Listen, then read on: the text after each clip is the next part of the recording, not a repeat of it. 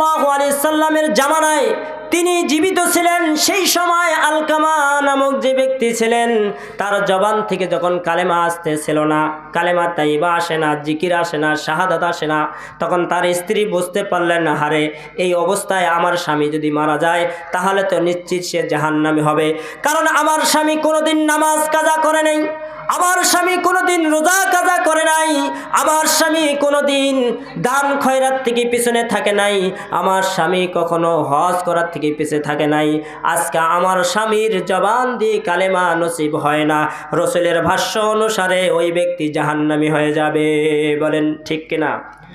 সম্মানিত হাজিরিন, আল্লাহ রাব্বুল আলামিনের হাবিব বলেন, ওই ব্যক্তি যখন কালেমা আসতেছিল না, আলকামার জবান থেকে যখন কালেমা আসতেছিল না, সেই মুহূর্তে তিনি তার স্ত্রী কিছু লোককে পাঠালেন, নবীজি সাল্লাল্লাহু আলাইহি সাল্লামের কাছে খবর পাঠালেন, ইয়া রাসূলুল্লাহ, আমার স্বামীর সাকরাত শুরু হয়ে গেছে, মৃত্যুর পূর্ব মুহূর্ত এসে গেছে, তার জবান থেকে কোনো কালেমা আসছে না, তার জবান থেকে কোনো কালেমা আসে না। নবী আকরাম সাল্লাল্লাহু আলাইহি সাল্লামের কাছে বলার পরে, ওই খবরওয়ালা ব্যক্তিদেরকে বলার পরে তিনি বললেন, নবীজি সাল্লাল্লাহু আলাইহি সাল্লাম বললেন, তার জীবিত কোনো মা বা বাবা আছে কিনা জেনে আসো। তখন জিজ্ঞাসা করল, হ্যাঁ তার বৃদ্ধ মা আছে। তখন তার বৃদ্ধ মার ব্যাপারে নবী আরাবিয়া সাল্লাল্লাহু আলাইহি সাল্লাম বললেন, যাও ওই তার বৃদ্ধ মাকে বলো, সে যদি আমার কাছে আসতে পারে তাহলে আসুক, আর যদি আসার মতো ওই রকম সক্ষমতা না থাকে আমি নিজে স্বয়ং নবীজি সাল্লাল্লাহু আলাইহি সাল্লাম নিজেই চলে যাব। বলেন সুবহানাল্লাহ। নবী এমন একজন নবী, এমন একজন মায়ের নবী, এমন একজন দরদি নবী, তিনি খবর পাওয়ার সাথে সাথে, আলকামার স্ত্রীর কথা খবর পাওয়ার সাথে সাথে, আলকামার জবান থেকে কালেমা না আসার খবর পাওয়ার সাথে সাথে তিনি এই আহ্বান জানালেন যে যাও। কাকে পাঠালেন?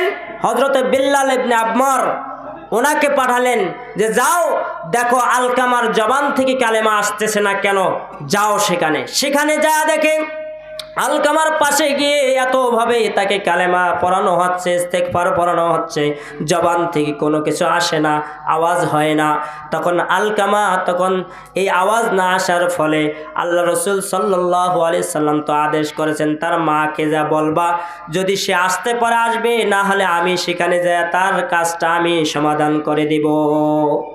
এরপরে নবীজি সাল্লাল্লাহু আলাইহি সাল্লাম এই কথা বলার পরে আলকামার কাছে যখন বিল্লাল রাদিয়াল্লাহু তাআলা আনহু চলে আসলেন, আসার পরে যখন আলকামা যখন উপস্থিত হয়ে গেলেন, আলকামার কাছে যখন উপস্থিত হয়ে গেলেন, কালেমা যখন হয় না, তখন আলকামার মা বললেন, আলকামার মাকে প্রশ্ন করলেন, ও আলকামার মা, আপনি কি আল্লাহর নবীর কাছে যাইতে পারবেন কি না?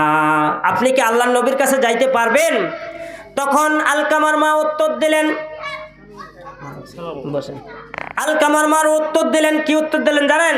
তিনি বললেন, আল্লাহ রসুল যেহেতু আমার কাছে আসতে চায়, আমি আল্লাহ রসুলের জন্য আমি ধন্য। আল্লাহ রসুল কেন কষ্ট করে আসবে?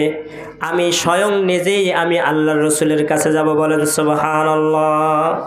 আলকামার মা স্বয়ং নিজেই হাঁটতে পারে না, জীর্ণ শীর্ণ অবস্থায় তিনি নবীজি সাল্লাল্লাহু আলাইহি সাল্লামের কাছে গেলেন।